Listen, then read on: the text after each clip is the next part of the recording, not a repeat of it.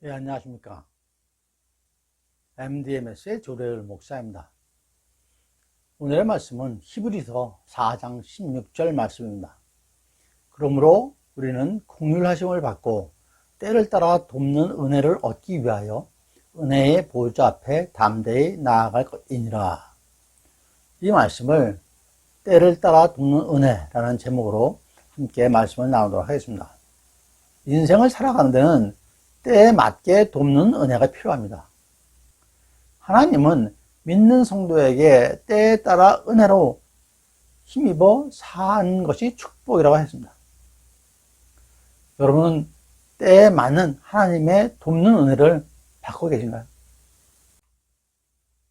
본문에서 긍휼을 받으라고 하십니다. 주님께서 나를 불쌍히 여기라고 강구를 합니다. 자존심 때문에 불쌍하지 않은 척 하며 죄 없다고 한다면 주님의 긍휼은 없을 것입니다. 내 죄 때문에 열등감 느낄 필요가 없습니다. 예수님에게 나의 자존심을 내세울 필요가 없죠. 우리 예수님께서는 이미 우리를 너무나도 잘 알고 계십니다. 왜냐하면 똑같이 그렇게 당하셨기 때문이죠. 그래서 그분은 우리의 연약한 모습 그대로 우리를 받아주십니다. 또한 돕는 은혜라고 하셨습니다. 여기서 도우심은 앞에서 말씀드린 나의 연약함을 나누어지는 것입니다. 나의 육체가 의의 병기가 되도록 하시며 나의 영적 나태함을 일깨워 주시는 것이죠. 또한 나의 부족함을 치유하여 주시는 것도 포함이 됩니다. 이 외에도 항상 같이 가는 것, 계속 돕는 것, 그러한 의미가 있습니다. 굳게 잡으라는 말씀은 소중한 것을 쥐었을 때 힘을 강하게 주며 꽉 잡는 걸, 그런 행위를 얘기를 하죠. 굳게 잡으라. 그냥 잡는 게 아니죠. 굳게 잡으라. 성도에게 가장 중요한 것은 예수님을 믿는 믿음일 것입니다. 우리가 사는 세상은 바람 잘 날이 없습니다. 굳건히 섰다고 생각하는 찰나에 마음을 미혹하게 하는 것들이 엄청 들어옵니다. 혼잡하게 하는 그런 소식들이 여기저기서 들려옵니다. 그렇기에 우리는 매일 우리를 흔들어대는 그 세상 속에서 믿는 도리를 굳게 붙잡고 있지 않으면 쉽게 휩쓸려 나가게 됩니다. 홍수가 왔더라도 나무 하나 꼭 굳세게 붙들고 있으면 홍수에 떠밀려 나가지 않겠죠. 굳게 붙잡으라는 그 말씀입니다. 그러면 우리는 어떻게 해야 때에 맞게 돕는 은혜를 얻을 수가 있을까요? 첫 번째로 하나님의 은혜는 주시는 때가 있습니다. 시편 102편 13절에 주께서 일어나사 시온을 긍휼히 여기시니 지금은 그를 긍휼히 여기실 때라 정한 기한이 옴이라. 이 세상의 모든 사건과 현상은 그냥 일어나는 것이 아니죠. 하나님의 작정과 섭리 가운데 진행이 되고 있습니다. 우리 인생이 살아가는 하루하루의 삶도 마찬가지죠. 우리가 미련하고 어리석어서 잘못된 판단과 선택으로 불행의 길을 가고 있을 때 하나님은 미리 보시고 우리를 긍휼히 여기십니다. 그런데 우리가 미련해서 그것을 알지 못하고 있는 거죠. 그래도 하나님께서는 우리를 불쌍히 여기시고 알려주십니다. 당신이 계획했던 그 길로 가게 인도를 해 주시는 것이죠. 고린도후서 6장 2절 중간 부분에 보라 지금은 은혜 받을 만한 때요 보라 지금은 구원의 날이라 라고 하셨습니다. 전도서 7장 14절에서도 형통한 날에는 기뻐하고 곤고한 날에는 되돌아보아라 라고 하셨습니다. 영어 성경에서는 consider라고 번역을 했는데 단순한 생각이 아니라 깊이 묵상하라고 하시는 것이죠. 히브리어로는 라라고 해서 숙고하다, 나타나다, 증명하다, 주시하다, 주의를 기울이다 라는 의미를 갖고 있습니다.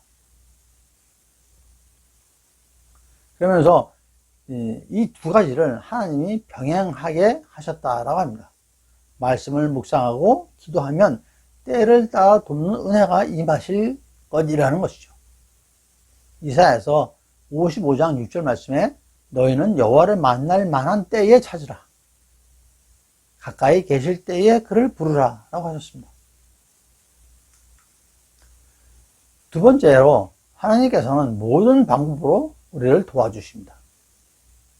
어떻게 도우실까요? 먼저 하나님께서 직접 또는 사람을 통해서 주시는 도움이 있습니다. 전능하신 하나님은 우리의 형편과 처지를 누구보다도 잘 알고 도와주십니다. 이스라엘 백성들이 출애굽할 때 홍해를 갈라주신 것, 목마를 때 반석을 쳐서 물이 나오게 하신 것, 만나와 메추라기로 40년 동안 먹여주시는 것, 이러한 것들, 하나님은 우리의 필요를 놀라운 방법으로 채워주시고 도와주십니다. 뿐만 아니라 우리 주변의 모든 사람은 다 하나님께서 내게 도움을 주는 통로인 것입니다. 나와 전혀 상관없는 사람일지라도 나중에 알고 보면은 현재 내게 도움을 주는 사람이거나 앞으로 도움을 줄 수 있는, 도움을 줄 하나님께서 예비하신 사람들이라고 생각을 하셔야 됩니다. 그리고 공동체를 통해서 도우시기도 하십니다. 하나님은 우리가 행복하도록 교회 공동체를 허락하셨고 이 공동체를 통해서 우리에게 많은 복을 공급해 주고 계십니다.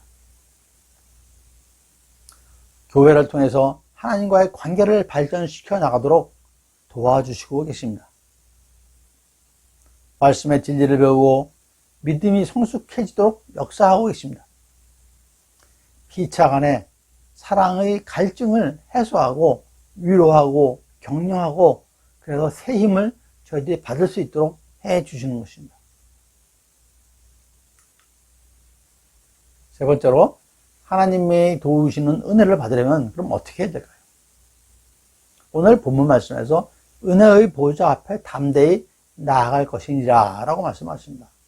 은혜의 보좌를 영어로 The Throne of Grace라고 합니다. 보호자, 권력자, 귀빈, 통치자와 같은 사람들이 앉는 권위와 위임의 자리죠. 성경에서는 창조주요 역사의 주관자이시며 마지막 날 온 세상을 심판하실 하나님이 통치하시는 자리를 얘기합니다. 본문의 은혜의 보좌는 언약궤 위의 언약궤를 덮는 시온소 또는 시온좌라고도 합니다. 궁극적으로는 죄인을 사랑하시고 용서하시는, 덮어주시는 하나님 자신을 의미를 하는 거죠. 대제사장인 예수님의 십자가 사역을 통해서 하나님의 공의의 보좌가 은혜의 보좌가 되는 것입니다.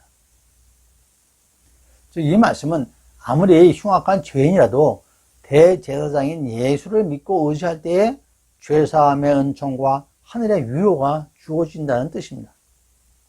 마태복음 11장 28절 말씀이죠. 수고하고 짐진 자들아 모두 나에게 오라. 내가 너희를 쉬게 하리라 하십니다. 은혜의 보좌로 오라고 초청을 하십니다. 하나님의 은혜를 잔뜩 쌓아놓고 예수님의 이름을 부르며 나아오기만 하면 주시겠다고 준비한 보좌인 것이죠. 그 보좌를 향해서 담대히 나아가기만 하면 됩니다. 나아간다는 그 동사의 시제는 현재형입니다. 계속적인 행동을 뜻하죠. 한번 나아갔다고 끝이 아니라 날마다 계속 나아가야 한다는 것이죠. 계속적으로 날마다 우리는 그 보좌를 향해 나아가야 합니다. 은혜의 보좌가 어디 있을까요? 두세 사람이 예수의 이름으로 모이는 그곳에 은혜의 보좌가 있습니다. 어디에 은혜의 보좌가 있겠습니까? 홀로 조용히 앉아 기도하는 그 자리에 은혜의 보좌가 있습니다. 또 어디에 있겠습니까? 예수님을 사랑하는 마음으로 예배하기 위해서 모인 거룩한 성도들의 자리에, 그 자리에, 그 예배의 시간에 은혜의 보좌가 있습니다. 우리 하나님이 놀라운 은혜를 준비하고 계신 거죠. 은혜의 보좌 앞에 담대히 나아갈 때 빚진 사람처럼 혹은 겁먹은 사람처럼 하면 안 됩니다. 예수님의 이름을 부르면서 나아갈 때 당당하고 담대하게 하라고 말씀을 하십니다. 예, 오늘의 말씀을 정리를 하겠습니다. 하나님의 은혜는 주시는 때가 있습니다. 물론 달라고 안 했는데도 엄청나게 주시기도 하시죠. 하지만 그 주시는 목적을 잘 생각하셔야 합니다. 받은 은혜로 나의 영광이 아니라 주님의 영광을 위하여 사용하여야 그 은혜가 끊기지 않습니다. 교만하지 마십시오. 있는 채 하지 마십시오. 가난한 자에게 복이 있다라고 말씀하셨습니다. 항상 기억을 하시기 바랍니다. 또한 하나님께서는 모든 방법으로 도와주십니다. 내 생각을 버리고 순종하셔야 하는 거죠. 전혀 생각하지도 않은 방법으로 말씀하여 주시고 길을 열어주시고 인도하여 주십니다. 하나님의 도우시는 은혜를 받으려면 어떻게 해야 된다고요? 은혜의 보좌로 담대히 나아가라고 하셨습니다. 오직 주님만을 의지하고 도움을 구하고 기도와 간구로 항상 주님과 함께 동행하는 삶을 통해서 주님의 은혜의 보좌로 나아갈 수가 있고 주님의 때에 맞는 그런 은혜를 받을 수가 있는 것이죠.